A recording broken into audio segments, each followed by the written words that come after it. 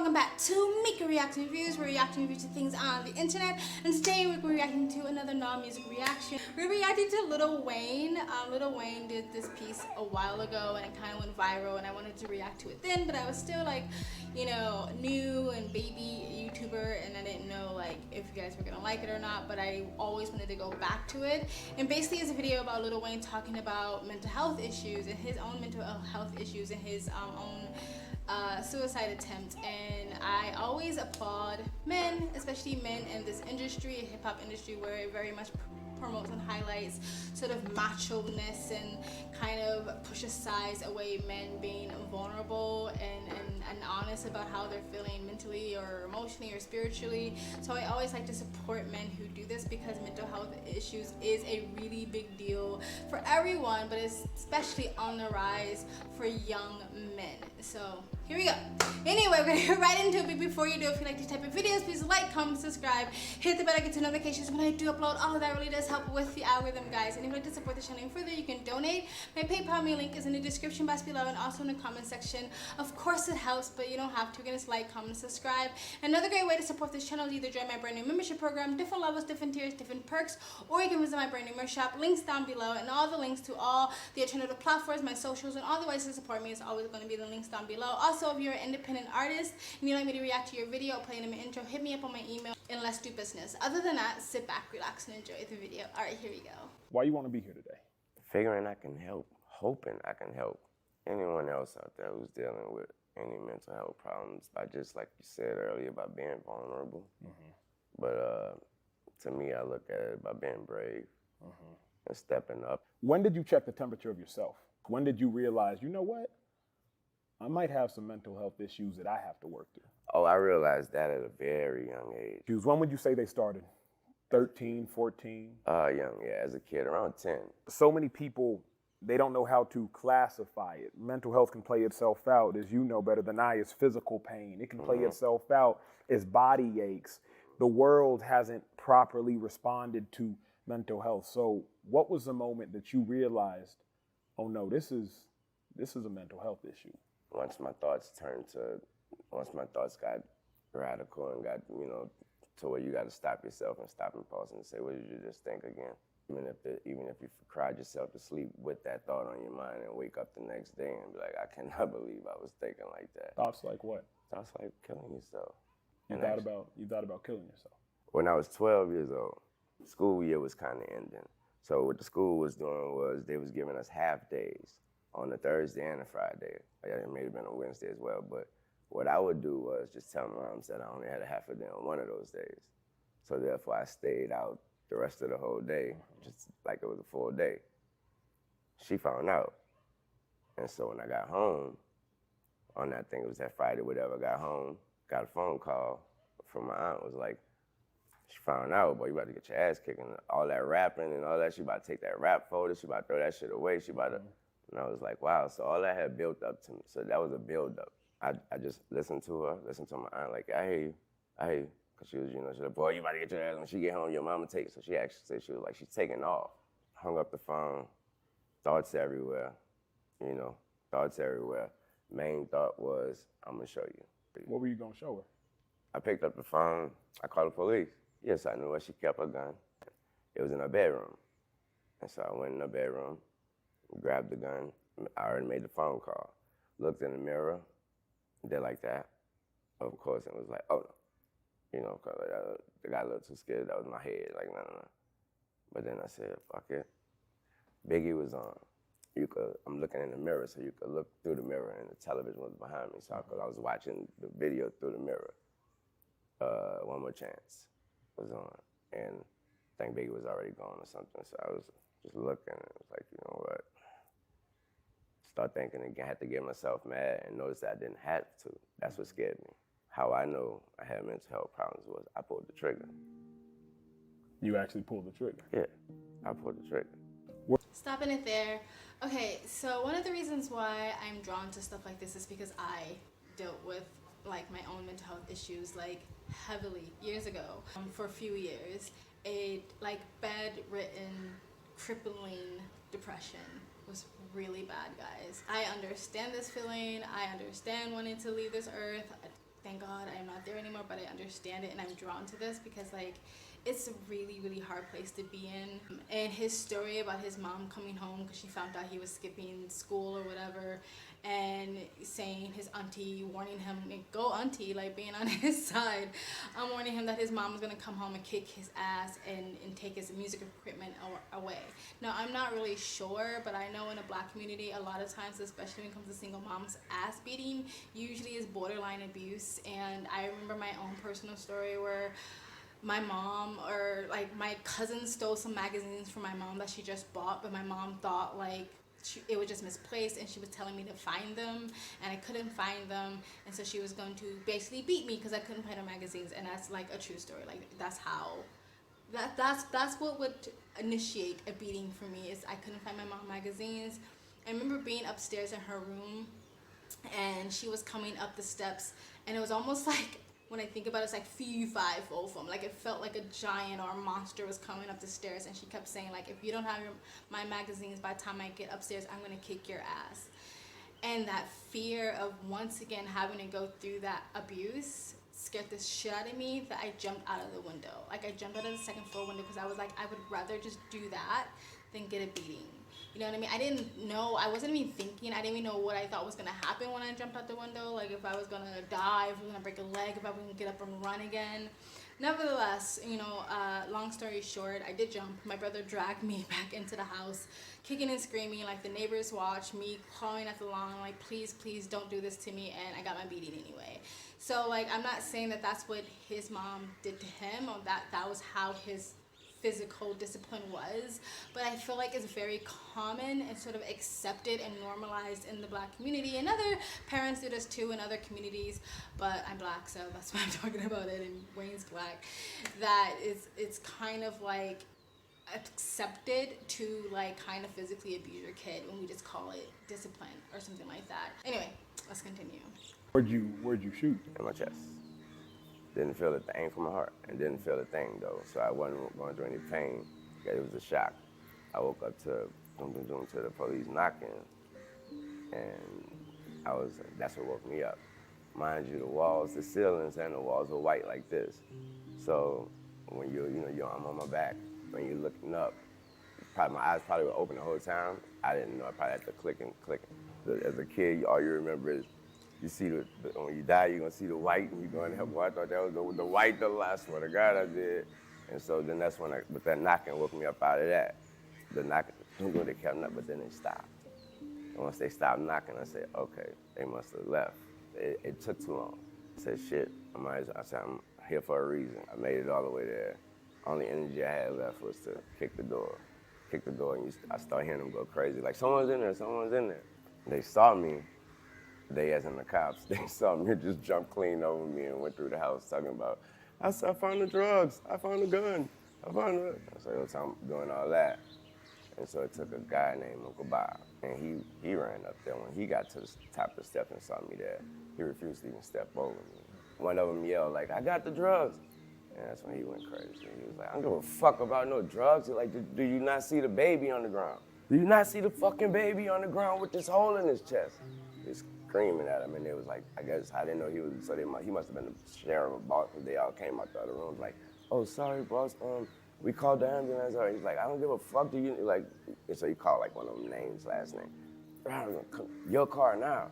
Picked me up, bought me, and just kept telling me some shit like, you're not gonna die on me. And so he got me to the hospital. He bought me that. He never even checked it. He just left me, made sure I was good. I met him years later. But he was like, I just wanted to say, I'm happy to see that I saved a life that mattered. I mean, I would say most lives matter, but like, thank God for that police officer who saw him as a human being and not just, I don't know, body, and for something that police can find in his apartment to check off their list. I don't know, like, I'm glad that he has some humanity in him, and I think this is why Lil Wayne has always had a stance with the cops. Like, I think he's come out before and be like, I'm not anti-cop, I'm not anti-police and stuff like that, because I think he has this experience to, like, yeah, not all cops are terrible people. Like, they're just human beings. Yeah, there are some bad ones, there's some bad apples, of course, there's some corruption, of course, and there's some things that needs to be changed in the police industry or whatever, but like there's a lot of good cops out there, And like, I'm just glad that cop, showed Wayne in that moment some kindness and some humanity. Let's continue. What would you say kept you alive that day, in that moment? God. Why did you feel the need to be so extreme? For those that are battling mental health issues, it appears that you trying to take your life was really just a cry for help. Mm-hmm. Could you not use your words? Were you tired of using your words? Were your words not going to get the point across? The words weren't even be able to be said or able to be spoken. You don't, my mom, the way she was then, or you don't speak in that lady. You don't speak about, you don't tell her your opinion. What? I wish. I'm from one of them families where, your mama kick your ass and straight up, and you don't talk back, and you feel what I feel, and none of that didn't go. Mm-hmm. Yeah, and also I had no father. My father wasn't around, so my mom definitely felt that she had to wear the pants, and she had to be the dad and the mom, so she was a little extra on everything. She had to just to make sure she got her point across and make sure I ain't try to run over her. And so again, words that was again the loneliness. So when you have no one to vent to, no one to get this out to, you can't bring it to your friends at school. You're still trying to be cool to them. You're not trying to let them know that I got something going on at home. So what I never said was, so the mom that I knew before that day on my life and everyone's life in here have never met or seen or heard that lady again in my life. So I didn't die that day, but somebody was gone from me. She's never been that way. So as far as the parents out there, obviously that was an eye-opener for her. And what she decided to do was, I'll let my flower grow. Yep, again, this is really, really, really common in some communities. I know it's common in the Black community to not speak about mental health, to brush things under the rug, and the whole don't talk back kind of thing is really big too. It's seen as a disrespect to your elders and to your parents to even talk back. If your mom yelling at you, your daddy yelling at you, you don't have a peep to say. And in some instances, I agree, you shouldn't have an attitude to your parents, and sometimes the rules are the rules, but we should allow our kids an opening to be able to speak to us without fear of judgment or repercussions, or you not understanding or you're not getting it. You should have an open dialogue and a verbiage with your children. I think it's changing. People are evolving and understanding of those things are important, but it was really, really common back then, and it's still, uphill battle. And he's talked about not having a father and having a single mother. And unfortunately, a lot of times what happens with single mothers is because they have to also be the man, they become very sort of masculine, and they feel like they have to be tough because they are raising a teenage son, maybe not in the best situation, and their teenage son is getting just, bigger than them, and they feel like they gotta basically be more aggressive, more assertive to their kids. And for a lot of young men, psychologically wise, behind what's going on, and that can feel emasculating to that guy, to that child, because you have a woman standing over him, emasculating him, yelling down at him, and that can be expressed or internalized in a very toxic way for that young son, then trying to express his own masculinity because he feels emasculated now, express his own masculinity in an unhealthy way, an unhealthy manner. It's really common. It's a really common thing that happens.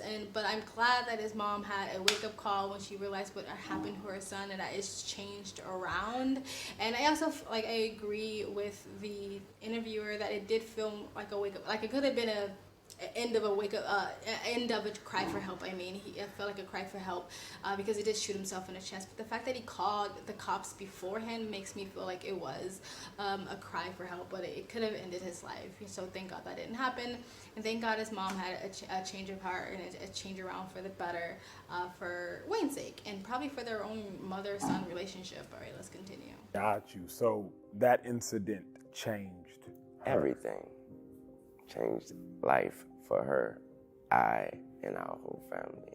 Man, well, I appreciate the vulnerability, bro. I appreciate the bravery. I appreciate the transparency. I appreciate the honesty, because I can't imagine how hard that must have been. Let's transition down the timeline of your life, because that was 12. Mm-hmm. By 18, 19, 20, 21, you were now a mega star. That's when your boy fell in love with your work. Appreciate that. As you got more popular, as you got more loved, Did the mental health issues go away? They didn't go away, but they came in a different. Obviously they come in a different in a different way because of the maturity. So of course they're gonna hit different. They're gonna actually hit harder. How so? Because what can truly hit harder than an individual wanting to take their life? That thought never came. Other than that, man, just being alone all the time. You know, my grandmother raised me. Rest in peace, Mercedes Carter. She raised me, so with that said, I always had time to myself. I'm always in the back room somewhere alone with myself, and too much time to think and too much time to compare. How could you be that popular but still feel alone? When I say alone, I mean, again, when those doors close. When the lights come, after the thank you, you got the homies, then you get to the bus, and then, y'all boys good, blah, blah, blah, blah, whatever, and then them doors close. And there's nobody that, no one, no you. And then again, you create these things, and here, again, it's mental health. Because none of these perspectives or none of these opinions or decisions or things you're thinking or thoughts may be true at all. It's what you create in here because of your situation. And again, so you start to think, well, do anyone actually care? Stopping it there. So yeah, loneliness is an epidemic. It's a lot of people experience loneliness. Not just men, women do too, but I think bigger, the epidemic is higher in the male population because men just socialize different than women. And then especially when you are raised by a single mom or raised in a household where you're not taught the proper tools how to express your feelings and your emotions and stuff like that, which usually is a problem with the male population. I mean, females, we can express our emotions pretty toxically too, but it's more like bleh, and men is more like hold it in. But you have to learn how to process your emotions in a healthy way and learn how to talk about it. The book Lost Connections, they talk about the epidemic and mental health issues in the West and why is that the problem. And loneliness was actually I think a chapter in the book, and they were saying that you can be married, you can have the bestest friends, you can be surrounded by people all the time, you can be a socialite and still feel incredibly lonely. And one of the reasons why is because you're not being authentically who you really are inside, and so you're just sort of like walking around your friends groups and your social life with this avatar, with this mask, with this projection of who you think you're supposed to be around people. So even though you're around people all the time, you're not really connecting with anyone because you're not really being who you're really supposed to be. So just because you have people around you, even again, you can be married and have your husband, your wife is a fine person and still feel incredibly lonely in your relationship because you're not connecting to that person. You're not connecting to that person authentically, right? Or genuinely or transparently, or you're not being vulnerable, authentic, or whatever. And yeah, like especially in that lifestyle, like a celebrity lifestyle, like a lot of those people around you aren't your friends. They're opportunists, they're people you can network with, they're associates. They're not really your friends, and they're definitely not like the people you want to like share your deepest, darkest soul to, and be super vulnerable with and cry with. Like that's just not the case. A lot of these people are just fake as fuck. Like in the Hollywood world, in the industry, like so yeah, like in screaming fans isn't anything. Like yeah, that's great, but they don't know you. They're not your friends. They're just fans, right? Anyway, let's continue. At the height of you being a star, what was the lowest point of your career? Not being able, that's a good question. When I was going through this situation with my record label and they wouldn't allow me to put an album out or put any music out. So when you compare that to whatever my mental health problem, my problem was back then, it was because I wasn't being allowed to do this, to be productive and be creative and to feel that I would love to do so. This is why I think a lot of celebrities, musicians, singers, actors, famous people end up having such mental health issues and offing themselves or getting on pills or going to rehab or having substance abuse problems is because, especially in the music industry, when you are so controlled, your music, your sound, your brand, your image is so controlled. If you are a true artist, not someone who's an opportunist opportunist and just taking advantage of an opportunity to get famous and make money. But a real artist, and you're told you're not allowed to create, that is really devastating to someone who is really a true artist. And so I totally understand that, but let's continue. Where are you now with your mental health? Are you happy with where you are now? Actually, I'm so happy. I'm so happy, thank God. And it's only simply because of being able to do what I love. And that's be productive and put some music out and help some people put music out and help people along the way. That's what I love, that's who I am. What do you do to make sure you stay happy with where you are? I pray every single day. And I think I've said that a zillion times already since we get. I pray a lot. That comes from my grandmother. And she just made me, you're gonna pray regardless.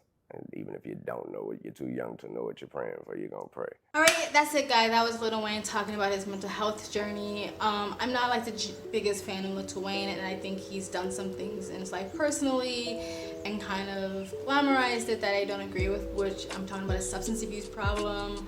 I think he's even put his drug use and substance abuse in his song, sort of glamorizing it. So I don't agree with everything he does, but two things can be right at the same time. Someone can do things that I don't agree with and also say some things that I agree with, and that's why I still wanted to, react to this video. And I love that he said that he's happy now because he's doing what he loves, and that's why I think people really should try to pursue and create a life that they really want. You can be content in whatever, but I really think people should strive for that, for their own mental health and spiritual health and wealth.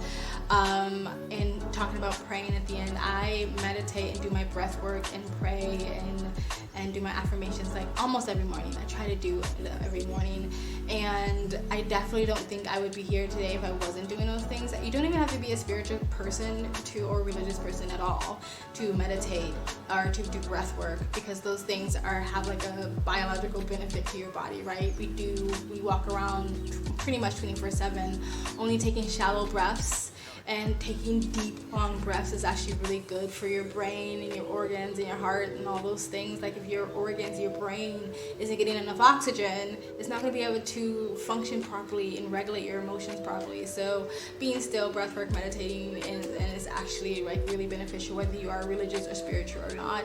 So I definitely highly recommend it. Tell me what you guys think about this video. If you like this type of videos, let me know in the comment section below.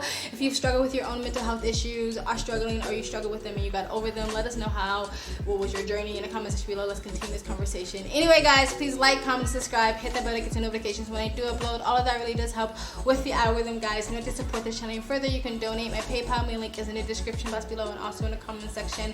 Of course, it helps, but you don't have to. You can just like, comment, subscribe. And another great way to support this channel is either join my brand new membership program, different levels, different tiers, different perks, or you can visit my brand new merch shop. Links down below. I also have a second travel vlog channel. I travel as a lifestyle or live abroad. If you'd like to know where I am in the world, you can go to the description box below and also in the comment section.